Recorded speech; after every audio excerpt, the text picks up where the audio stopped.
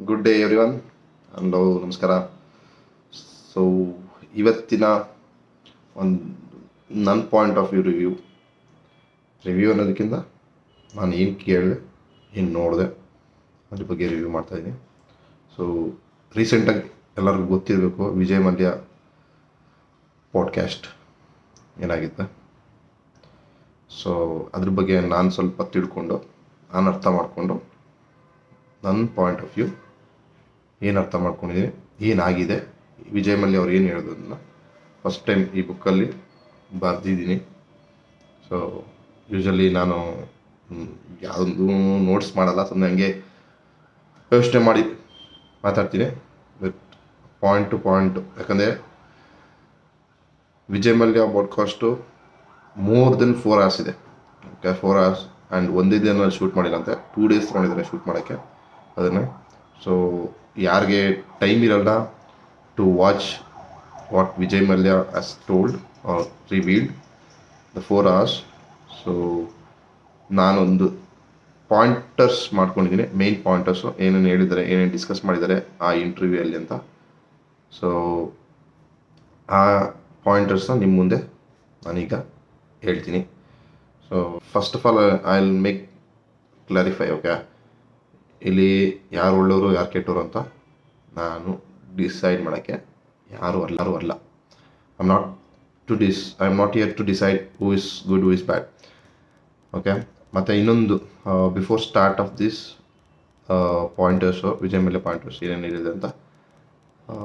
So this is the same thing. ಇದು same before scams ಏನೇನಾಗಿತ್ತು, scam 2003 ಒಂದು stock market, ಒಂದು ಬಾಂಡ್ ಪೇಪರ್ದು ಸ್ಕ್ಯಾಮ್ ಏನಾಗಿತ್ತು, ಅದರಲ್ಲಿ ನಾನೇನು ನೋಡಿದ್ದೀನಿ ಸೀರೀಸಲ್ಲಿ, ಅದರಲ್ಲಿ ಏನಾಗಿದೆ ಆಲ್ಮೋಸ್ಟ್ ಸಿಮಿಲರ್ ಇಲ್ಲೂ ಆಗಿರೋದು ವಿಜಯ್ ಮಲ್ಯ ಕೇಸಲ್ಲಿ.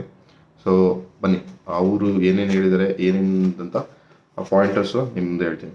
ಸೊ ಅವರು 2016 ಯಾವಾಗ ವಿಜಯ್ ಮಲ್ಯ ಇಂಡಿಯಾ ಬಿಟ್ಟು UK ಹೋದ್ರು, ಆವಾಗ ಬಿಫೋರ್ ದಟ್ ಒಂದಿನ ಮುಂಚೆ ಅರುಣ್ ಜೇಟ್ಲಿ, BJP ಅಲ್ಲಿದ್ದ ಅರುಣ್ ಜೇಟ್ಲಿಗೆ ಅವ್ರು ಮೀಟಾಗಿ ಹೇಳಿದ್ರಂತೆ, ನಾನು ಇಂಡಿಯಾ ಬಿಟ್ಟು ಹೋಗ್ತಾ ಇದ್ದೀನಿ, ಏನೋ ಒಂದು ಮೀಟಿಂಗ್ ಇದೆ, ಬಟ್ ಬರ್ತೀನಿ ವಾಪಸ್ಸು, ಬ್ಯಾಂಕ್ ಅವ್ರ ಜೊತೆ ಕೂತ್ಕೊಂಡು ಡಿಸ್ಕಸ್ ಮಾಡಿ ಅವ್ರದ್ದೇನು ಸಾಲ ಇದೆ ಅದನ್ನ ನಾನು ತೀರಿಸ್ತೀನಿ, ಅದನ್ನ ಬಗ್ಗೆ ನೀವು ಬ್ಯಾಂಕ್ ಅವ್ರಿಗೆ ಇನ್ಫಾರ್ಮ್ ಮಾಡಿ ಅಂತ.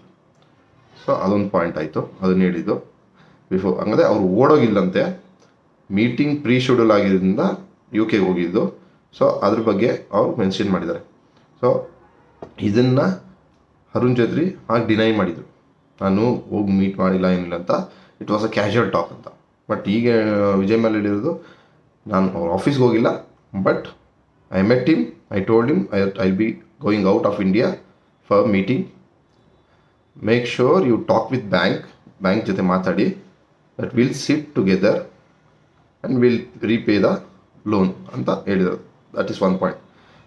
ಆಮೇಲೆ ಈಗ ಮತ್ತೆ ಅದು ಕಾಂಗ್ರೆಸ್ ಅವರು ಯಾಕೆ ವಿಜಯ್ ಮಲ್ಯನ ಓಡೋಗ್ಬಿಟ್ಟಿದ್ದು ಯಾವ ಗೊತ್ತಿದ್ರು ನಿಮಗೆ ಅಂತ ಅದೊಂದು ಖ್ಯಾತೆ ತೆಗೆದಿದ್ದಾರಂತೆ. That is a different story. ಮತ್ತು ಇನ್ನೊಂದು ಸ್ಟೋರಿ ಬರುತ್ತೆ, ಇವಾಗ ಇವ್ರು ಕಾಲು ಹಿಡ್ಕೊಂಡು ಹೋಗಿದ್ರು ಕಾಂಗ್ರೆಸ್ ಅವರು, BJP ಅವ್ರದ್ದು. ಈಗ BJP ಅವ್ರಿಗೆ ಇನ್ನೊಂದು ಸಿಕ್ಕಿದೆ. ಆವಾಗಿನ ಫಿನಾನ್ಸ್ ಮಿನಿಸ್ಟ್ರು, ಫಿನಾನ್ಸ್ ಮಿನಿಸ್ಟ್ರು, ಇದು 2006 ಓಕೆ, ಅವಾಗ ಫಿನಾನ್ಷಿಯಲ್ ಕ್ರೈಸಿಸ್ ಇತ್ತು, ಬ್ಯಾಂಕು ಮತ್ತು ಯಾರಿಗೂ ದುಡ್ಡು ಸಿಗ್ತಿಲ್ಲ ಜಾಸ್ತಿ, ಮತ್ತು ಇಂಡಿಯನ್ ರುಪಿನೂ ಫಾಲೋ ಆಗಿತ್ತಂತೆ 2006.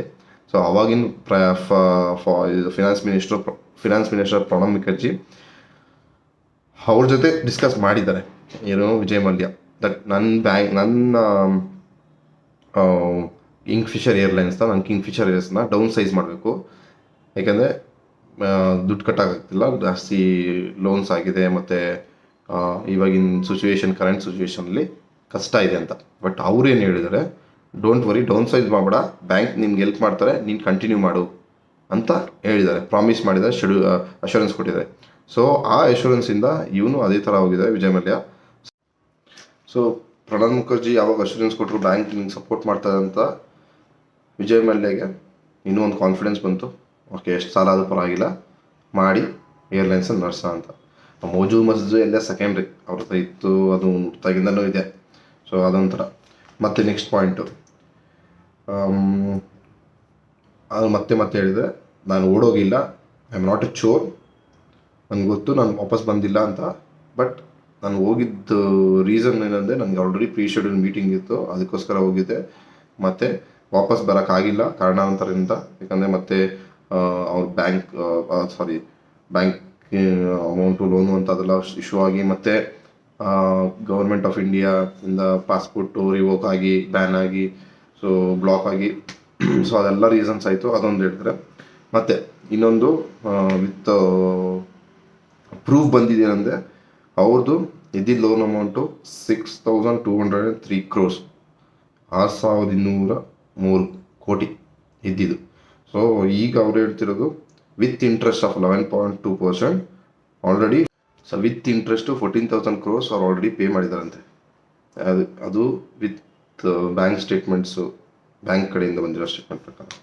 ಮತ್ತು ನೆಕ್ಸ್ಟು ಇದಾದಮೇಲೆ ಅವರು ಆಲ್ಮೋಸ್ಟ್ 15 ರಿಮೈಂಡರ್ಸ್ ಕೊಟ್ಟಿದ್ರಂತೆ ಬ್ಯಾಂಕ್ಗೆ, ಮತ್ತು SBI ಚೇರ್ಮನ್ ರಿಕ್ವೆಸ್ಟ್ ಮಾಡಿದಂತೆ.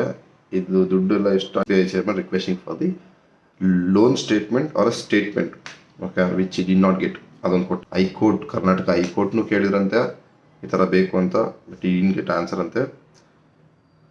ಮತ್ತು ಇಂಪಾರ್ಟೆಂಟ್ ಥಿಂಗ್ ಇದು, ತಪ್ಪು ಮಾಡೋದು ಸಹಜ, ತಿದ್ದಿ ನಡೆಯೋದೇ ಮನುಜ ಅನ್ನಂಗೆ.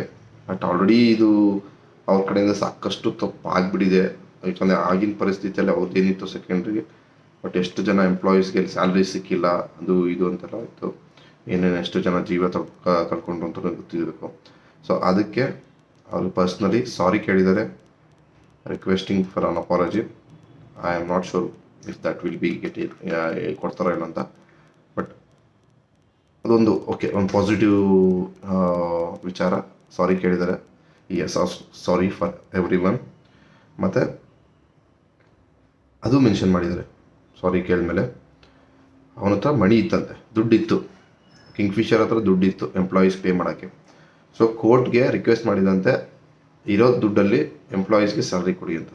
ಬಟ್ ಕೋರ್ಟು ಡಿನೈ ಮಾಡಿದೆ, ಯಾಕಂದರೆ ಈ ಬ್ಯಾಂಕ್ಸು ಅವರು ಈ ದುಡ್ಡನ್ನ ಸ್ಯಾಲ್ರಿಗೆ ಕೊಡಬಾರ್ದು, ಯಾಕಂದರೆ ನಮಗೆ ಆಲ್ರೆಡಿ ಲೋನ್ ಇಷ್ಟು ಪೆಂಡಿಂಗ್ ಇದೆ, ಈಗ ಕೊಟ್ಟರೆ ಈ ಪ್ರಾಬ್ಲಮ್ ಆಗುತ್ತೆ, ನಮಗೆ ಇಶ್ಯೂ ಆಗುತ್ತೆ, ನಮಗೆ ದುಡ್ಡು ಬರಲ್ಲ ಅಂತ ಅಲ್ಲಿ ಹೋಲ್ಡ್ ಮಾಡಿಸಿದ್ದಾರೆ ಕೋರ್ಟ್ಗೆ, ಮತ್ತು ರಿವೋಕ್ ಮಾಡಿ. ಸೊ ಅದೊಂದು ವಿಚಾರ ಹೇಳಿದ್ದಾರೆ, ದುಡ್ಡಿದ್ದು ಮತ್ತೆ ಕೊಡೋಕ್ಕಾಗಿಲ್ಲ. ಮತ್ತು is also told that if assurance is given you will be back to India. ಗೊತ್ತಿಲ್ಲ ಎಷ್ಟು ಮಾತ್ರ ಅಂತ, ಯಾಕಂದರೆ ನಾನು ನೋಡಿರೋ ಸೀರೀಸ್ ಪ್ರಕಾರ 92 ಸ್ಕ್ಯಾಮ್ ಆಗಿರ್ಬೋದು, 2003 ಸ್ಕ್ಯಾಮ್ ಆಗಿರ್ಬೋದು, ಅಲ್ಲೂ ಅಷ್ಟೇ ಅರ್ಷದ್ ಮೆಹ್ತಾ ಆಗಿರ್ಬೋದು, ಇಲ್ಲ ಒಂದು ಬಾಂಡ್ ಪೇಪರ್ದು ಸ್ಕ್ಯಾಮ್ ಆಗಿರ್ಬೋದು, ಅಲ್ಲಿ ಅದೇ ಥರ ಆಗಿದೆ. ಸೊ ಎಲ್ಲ ಪೊಲಿಟಿಷಿಯನ್ ಇನ್ವಾಲ್ವ್ ಆಗಿ ಏನು ಬೇಕು ಮಜಾ ಮಾಡಿ ತಿಂದು ಕುಡ್ದು ಹೇಗಿದ್ದಾರೆ, ಅವ್ರ ಹೆಸರು ಹೇಳೋ ಟೈಮಲ್ಲಿ ಅಲ್ಲಿಗೆ ಏನು ಮಾಡಬೇಕು, ಎಲ್ಲಿ ಹಿಡ್ಕೊಬೇಕೋ ಅವ್ನು ಹಿಡ್ದು ಸತ್ಯನ ಆಚೆ ಬಿಡೋಕ್ಕೆ ಬಿಟ್ಟಿಲ್ಲ. So this is also almost same story Vijay ಮಲ್ಯದು. ವಿಜಯ್ ಮಲ್ಯ ಒಂದು ಫೇಸ್ ಅಷ್ಟೇ, ಬಟ್ ವಿಜಯ್ ಮಲ್ಯ ಹಿಂದೆ ಎಷ್ಟೊಂದು ಜನ ಪೊಲಿಟಿಷಿಯನ್ಸ್ ಆಗಿರ್ಬೋದು, ಅವರು ಇವರು ಗೌರ್ಮೆಂಟ್ಸ್ ಆಗಿರ್ಬೋದು ಸಪೋರ್ಟ್ ಮಾಡಿ ಇದನ್ನೆಲ್ಲನೂ ಮಾಡಿದ್ದಾರೆ. ಸೊ ಆಮೇಲೆ ಈಸ್ ಆಲ್ಸೋ ಟೋಲ್ಡ್ RCBಗೆ ಯಾವ ಥರ ಬಿಡ್ ಮಾಡಿರ್ಬೋದು, RCB ಪ್ಲೇಯರ್ಸ್ ಹೆಂಗೆ ಪಿಕ್ ಮಾಡಿದ್ರು ಅಂತ. RCBನ ಆಲ್ಮೋಸ್ಟ್ 112 million ಕೊಟ್ಟು ತೊಗೊಂಡಿರೋದು, ಸೆಕೆಂಡ್ ಹೈಯೆಸ್ಟ್ ಬಿಡ್ ಆ ಟೈಮಲ್ಲಿ. ಮತ್ತು ಇನ್ನೊಂದು ಇಂಪಾರ್ಟೆಂಟ್ ವಿಚಾರ ಹೇಳಿದೆ, ಡೂಯಿಂಗ್ ಬಿಸ್ನೆಸ್ ಇನ್ ಇಂಡಿಯಾ ಅವ್ರು ಹೇಳಿರೋ ಪ್ರಕಾರ ನಾನು ನಂಬ್ತೀನಿ, ಇಟ್ಸ್ ವೆರಿ ಡಿಫಿಕಲ್ಟ್ ಅಂತೆ, because of all the other thing. ಈ ಪೊಲಿಟಿಷಿಯನ್ ಇರ್ಬೋದು, ಇಲ್ಲಾಂದರೆ ಲಾ ಅದು ಇದು ಅಂತ, it's very difficult to do in business in India. So ಅದೊಂದು. ಸೊ ನನ್ನ ಪ್ರಕಾರ ಏನಂದರೆ, ಇದು ಸ್ಕ್ಯಾಮ್ ಆಗಲಿ ಫ್ರಾಡ್ ಆಗಲಿ ಇದೊಂಥರ ಟ್ರೆಂಡ್ ಆಗಿಬಿಟ್ಟಿದೆ. ಎವ್ರಿ ಟೈಮ್ ಒಂದು ಸ್ಕ್ಯಾಮ್ ಬರುತ್ತೆ, ಆಫ್ಟರ್ 5 years ಮತ್ತೆ ಇನ್ನೊಂದು ಬರುತ್ತೆ. But without the help of government ಆಗಲಿ ಇಲ್ಲ ಗೌರ್ಮೆಂಟ್ ಅಫಿಷಿಯಲ್ಸ್ ಆಗಲಿ, ಇಟ್ಸ್ ಇಂಪಾಸಿಬಲ್ ಟು ಡೂ. ಮತ್ತು ವಿಜಯ್ ಮಲ್ಯ ಯಾರಿಗೂ ಗೊತ್ತಿಲ್ಲ, ಬ್ರಿಟಿಷ್ ಪೇಂಟ್ಸ್, ಈಗ ಬರ್ಜರ್ ಪೇಂಟ್ಸ್ ಕೂಡ ಓನ್ ಮಾಡಿದ್ರಂತೆ. So this are the few information. ಇದು ನನ್ನ ಪಾಯಿಂಟರ್ಸು ಆ ಬ್ರಾಡ್ಕಾಸ್ಟಲ್ಲಿ ಏನು ಬಂದಿತ್ತು ಅದನ್ನು ಪಾಯಿಂಟರ್ಸ್ ಮಾಡಿ ನಾನು ಹೇಳಿದ್ದೀನಿ. ಸೊ ಅದೇ ಒಂದು 13-14 ಪಾಯಿಂಟರ್ಸು, 4 hours ಬಿಗ್ ವಿಡಿಯೋದು. ಸೊ ಐ ಹೋಪ್ ನಾನು ಮೋಸ್ಟ್ ಆಫ್ ದಿ ಮೇಜರ್ ಅಪ್ಡೇಟ್ಸ್ನ ಕವರ್ ಮಾಡಿದ್ದೀನಿ ಅನ್ಕೋತೀನಿ. If in case you feel that I have to do more such kind of videos to give a brief information about the other topics, ಇಲ್ಲ review ಮಾಡಬೇಕು ಅಂತ ಹೇಳಿದ್ರೆ please support me, keep supporting, comment ಮಾಡಿ. So if you guys like this video, like the information which I have shared with you guys, ನೀವೊಂದು ಅದು ಬೇರೆ ಕಡೆಯಿಂದ information ಬಂದಿದ್ದು, I have tried my level best to convey this information with simple ಪಾಯಿಂಟರ್ಸಲ್ಲಿ. Thank you.